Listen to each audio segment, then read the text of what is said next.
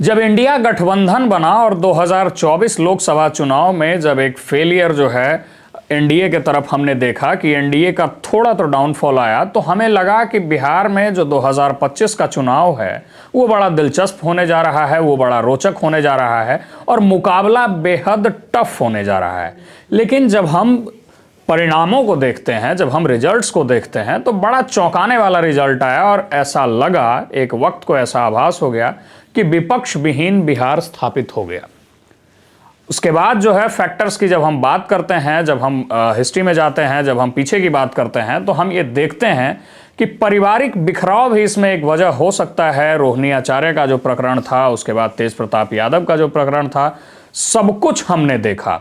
अभी मौजूदा मामला ये है कि रोहिणी आचार्य ने अपने सोशल मीडिया पे एक पोस्ट करते हुए पिछली बार के ही जैसे फिर से जो है ब्लेमिंग खेलना शुरू किया है।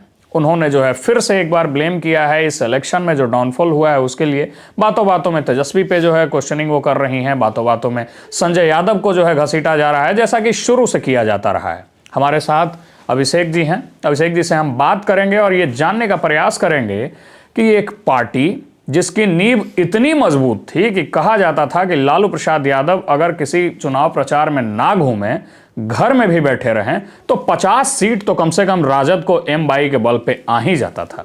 लेकिन इस बार जो आंकड़ा है वो 20-25 के आसपास आके रुक गया। क्या वजह है और क्या भविष्य होगा राजद का?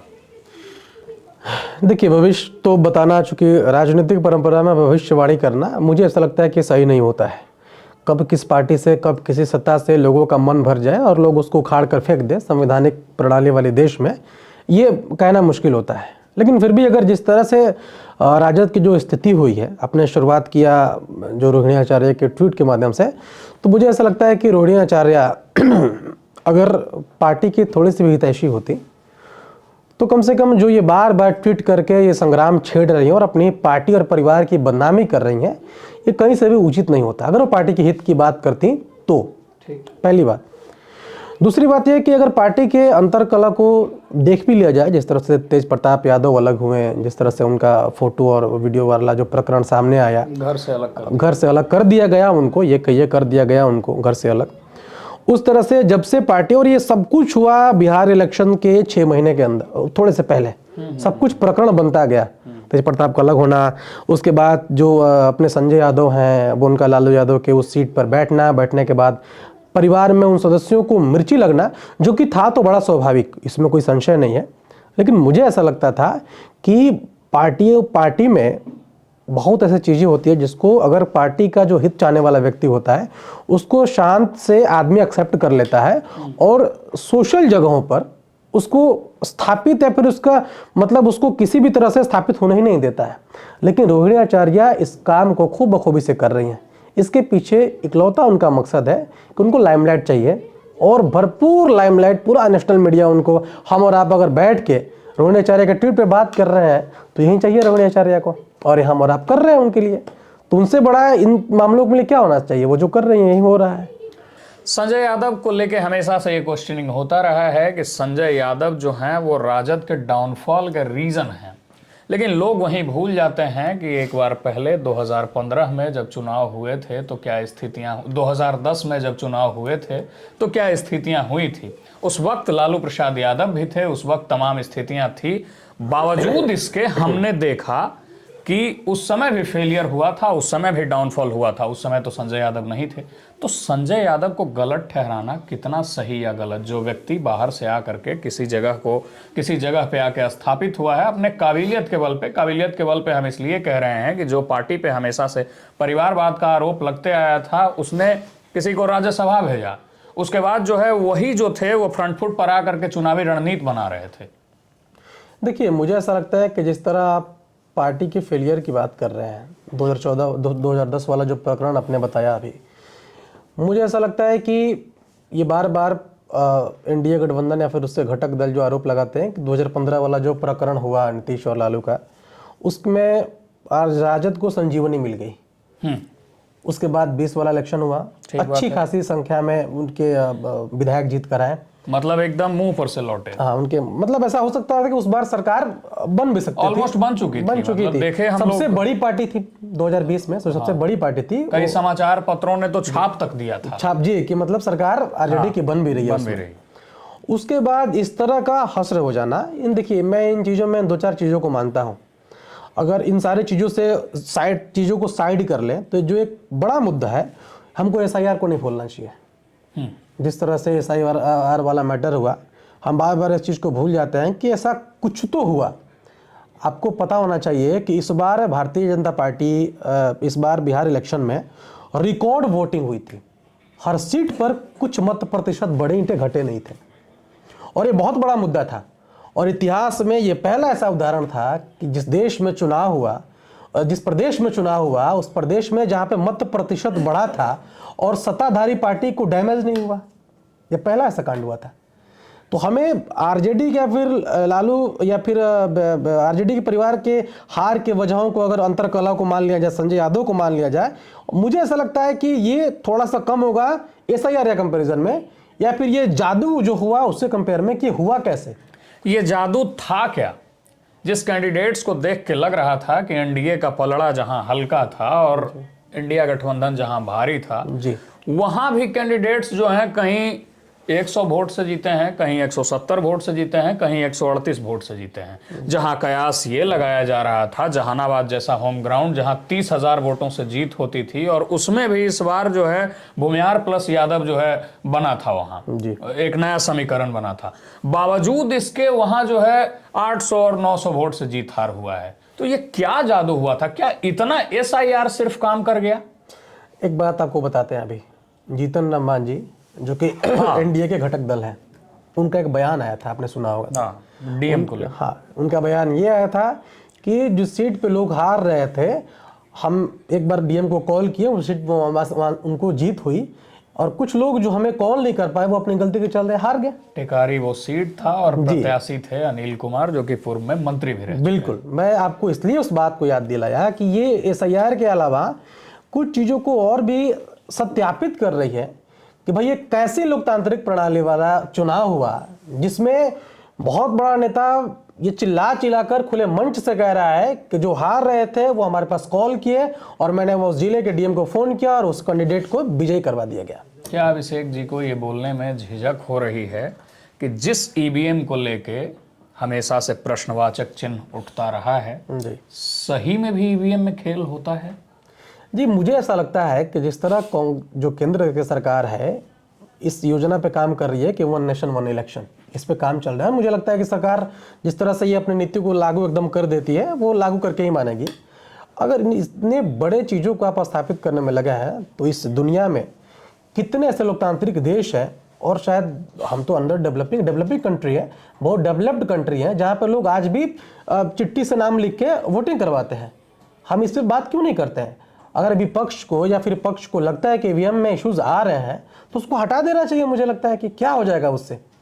हम जिस तरह से हमारी जो पुलिस को टीम हुई है वो मजबूत हुई है, हम उस जगह पे इलेक्शन कराने में भी सफल हो गए जहाँ पे एक समय था कि लाल झंडों का प्रकोप हुआ करता था, उन जगहों पे नक्सलियों का प्रभाव था, वहाँ पे इलेक्शन नहीं हो पाता था, जहाँ पे आतंकवादियों का प्रभाव था वहाँ पे इलेक्शन नहीं हो पा रहा था। अगर हम इतने मजबूत हो गए हैं तो हम इतनी छोटी कार्य करने में क्यों झिझक रहे हैं भाई?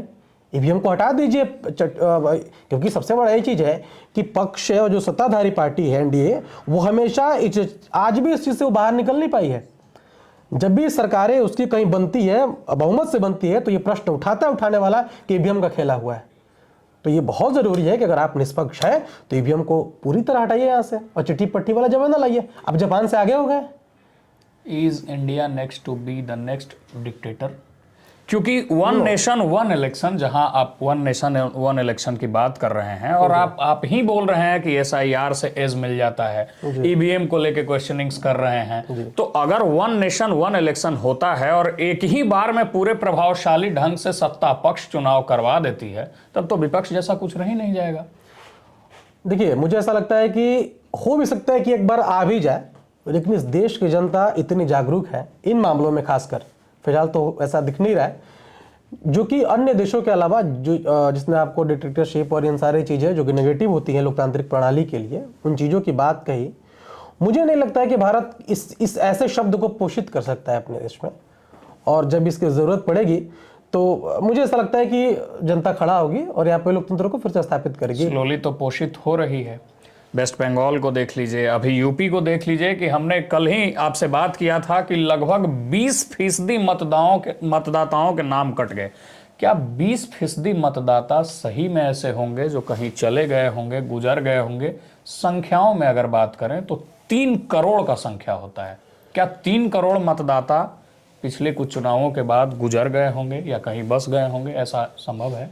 जी, जितनी बड़ी संख्या की आप बात कर रहे हैं, इस दुनिया में कितने ऐसे देश है ना जिसकी पूरी जनसंख्या इतनी नहीं, 3 करोड़ नहीं है। कितने यहाँ पे इस देश में ऐसे प्रदेश है जिनकी इतनी जनसंख्या नहीं है 3 करोड़?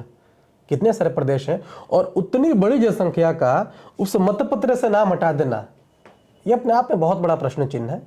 समझदार के लिए इशारा काफी होता है, और मुझे ऐसा लगता है कि इन सारे संवेदनशील मुद्दों पे सरकार को बहुत अच्छे से काम करने की आवश्यकता है और जवाब देने की आवश्यकता है, क्योंकि 17 और 20% अगर मतदाता पिछले कई सालों से वोटिंग कर रहे थे, तो एक तो इस बात ये भी प्रश्न हो सकता है कि भैया वो तो मरे हुए लोग वोट कर रहे थे। तो इसमें सरकार का तो फेलियर कभी नहीं कहा जाएगा, क्योंकि सरकार तो बोल रही कि भैया तो चुनाव तो इलेक्शन कमीशन करवाता है। इससे पहले तो 24 में ही इलेक्शन हुआ है, तो क्या वही मरे हुए लोग वोट किए थे? बिल्कुल।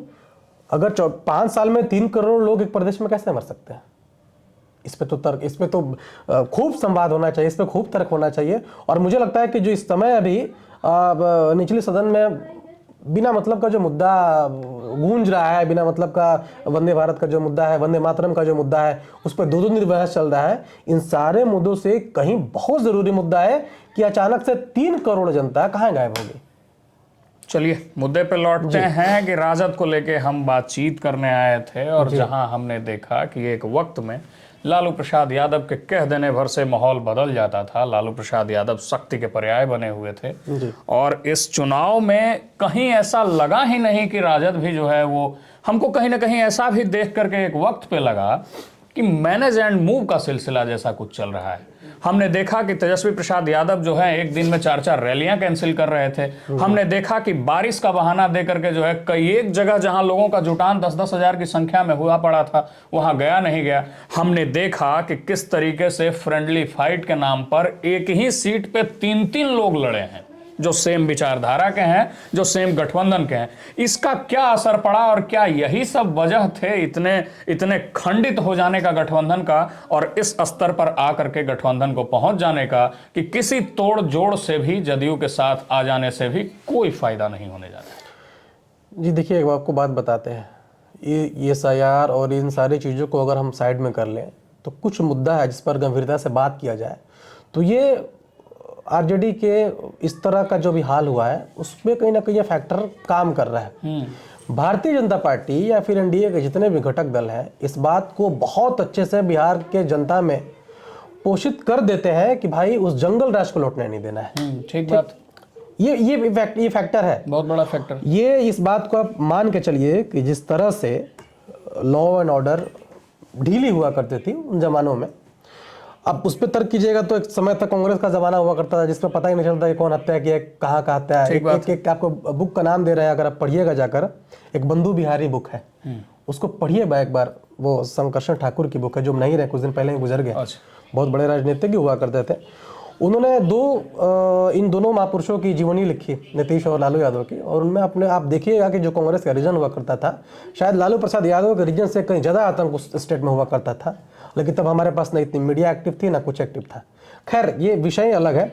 लेकिन RJD वाला जो जंगल राज है, उस जंगल राज को पूरी तरह स्थापित करने में लोगों के मन में जो भय होता है ना, वो NDA का घटक दल पूरे अच्छे से इसको भुना देता है। तो नंबर 1 फैक्टर ये हो गया।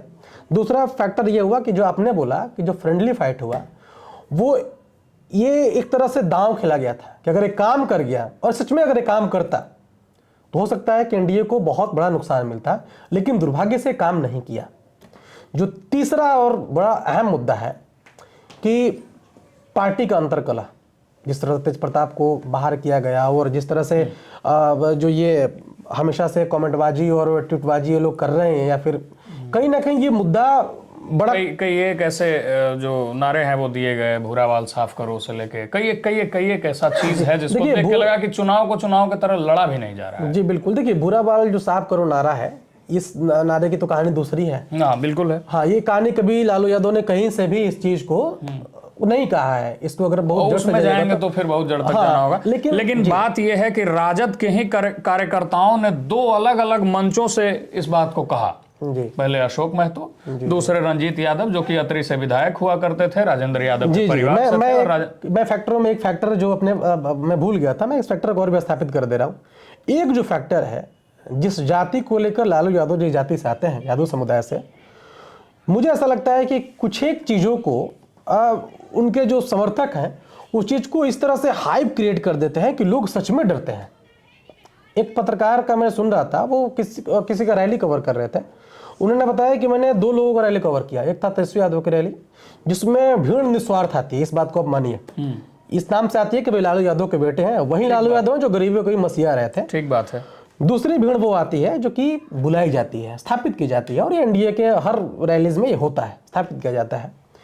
तेजस्वी यादव के भी जो नेता है कुछ लोग, उनमें भी होता है, ऐसा मैं नहीं कह रहा। लेकिन अब उन्होंने क्या बताया कि जिस तरह से तेजस्वी यादव की रैली थी और जिस तरह से उनके समर्थक उस पूरे क्षेत्र में रौंदते हुए आ रहे थे, तो लोगों में यह भय स्थापित हो जाता है कि जब ये सत्ता से दूर रहे तो इस तरह से है, और जिस दिन अगर सत्ता में आ जाए तो क्या करेंगे।